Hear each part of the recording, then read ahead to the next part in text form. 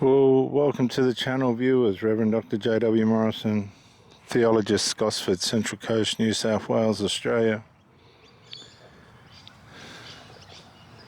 I want to share a testimony on my last relationship and how hard it was at the end, probably for her and for myself, and what can happen if things are left latent. And sometimes people are caught in a situation that they can't necessarily bring resolve because it's going to cause conflict in a different area, particularly if it's with a family member that just doesn't like the partner that they've got, or whatever the story is.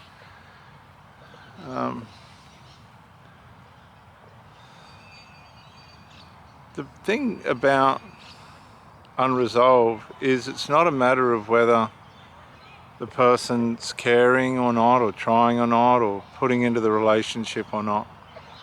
That's not the issue. That's, to me, is never should be the issue. The matter of the situation is the trauma that the unresolved can cause. And when you're trying to wonder why somebody has hostility towards you, and you're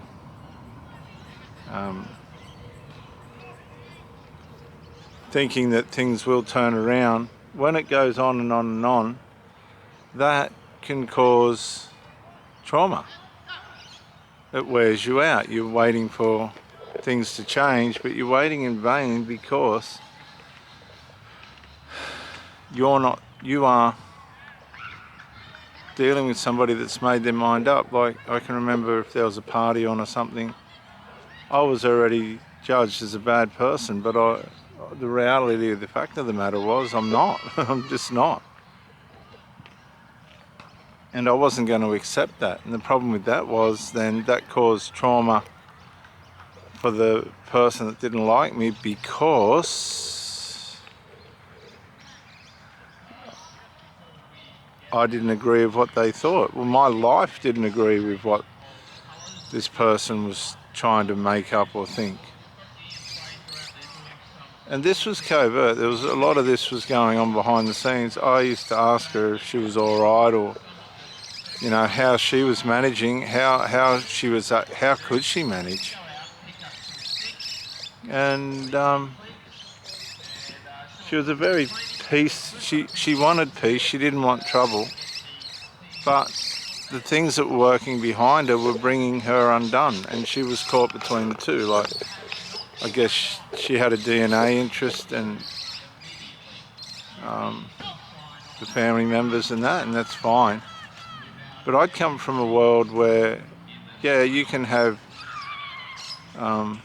ways in which you can help family members, but not at the exclusion of order.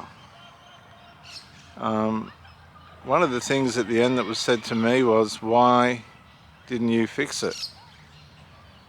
But that proved to me that it was the end, because I had tried to fix it. I sat on the veranda, and there was, at her place, and there was no fixing it. That was obvious.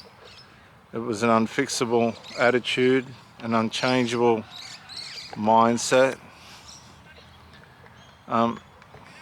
And this person just wasn't used to having somebody in their space that had a different energy, a different outlook on life at a different stage in life. I'd only come into whatever the reason was and how we met.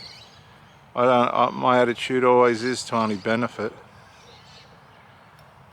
And when you've got somebody painting a picture of you that's the opposite to that, that is cruel. Really cruel. And if the shoe had have been on the other foot, believe you me, it would have been dealt with immediately. Absolutely immediately. But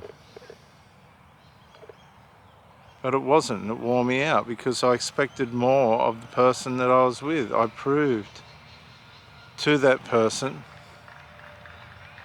that I was more than what was being portrayed, and I know she tried to believe that and probably did believe that. But at the same token,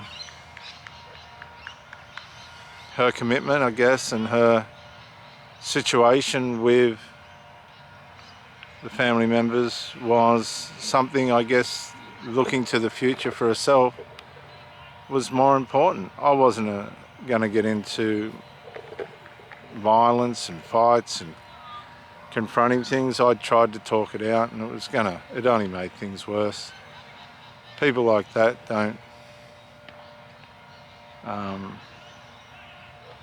usually don't relent once they dig their heels in. And while they're bringing trauma on themselves, they say they love their mother and all the rest of it. They don't, because if they did, they'd mind their own business. Looking at it from my side, my family members knew that the lady was caring and everything, and they could understand that, you know, she's got every right to not want to cause trouble with the family. But at the same token, they knew as well it wasn't me that was causing the trouble either.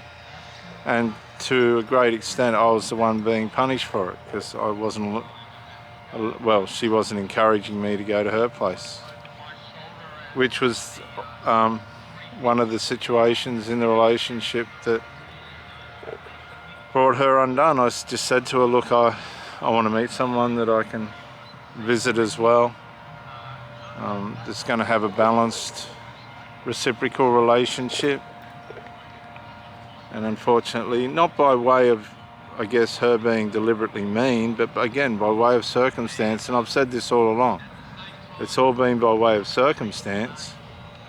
She just couldn't find a way to resolve. She was stuck between two worlds. She was split between two worlds, the world of her family member that wasn't in conjunction with where her life was possibly going to head, and the world with me, which was where I wanted to take her, but I knew I couldn't take her anywhere, because you can't move forward with split people. They got their feet on both sides of the fence, and that just doesn't work when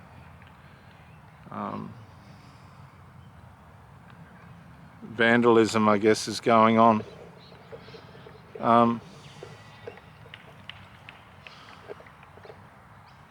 I guess at the end for me, after a lot of consideration and counsel and, you know, understanding that this lady wasn't going to give in easily, I guess, she put up a pretty good fight for herself, and that's to be acknowledged.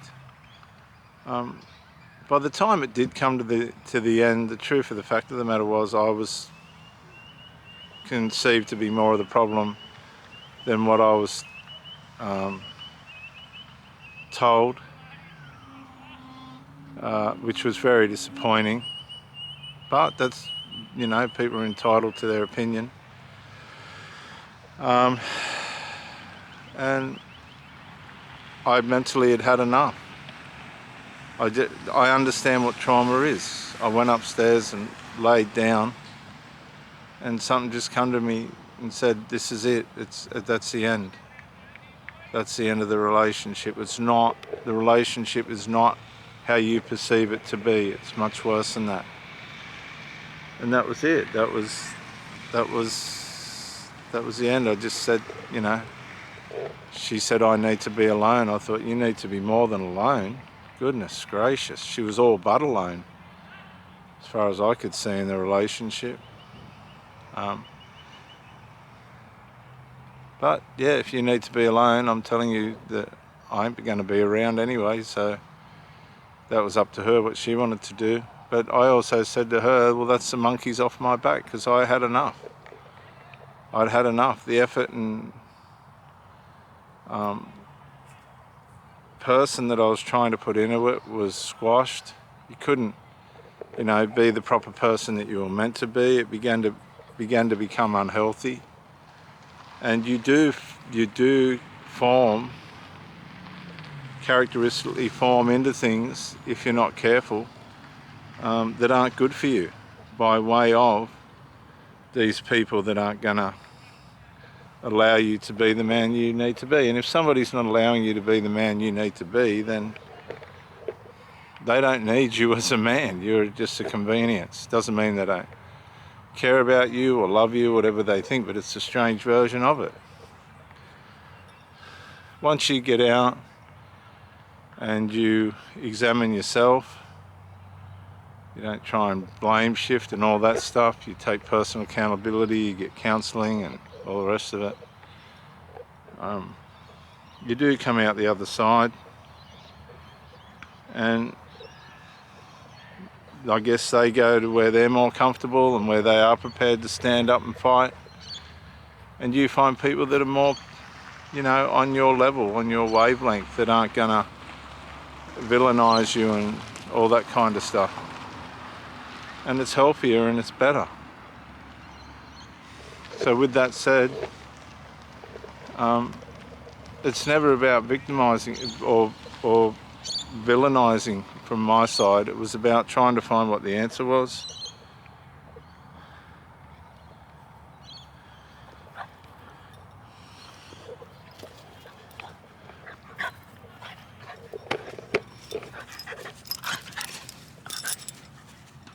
And the answer was to let it go. I'm Reverend Dr. J.W. Morrison, theologist, Central Coast, New South Wales, Australia. Thank you for joining me, and bye for now.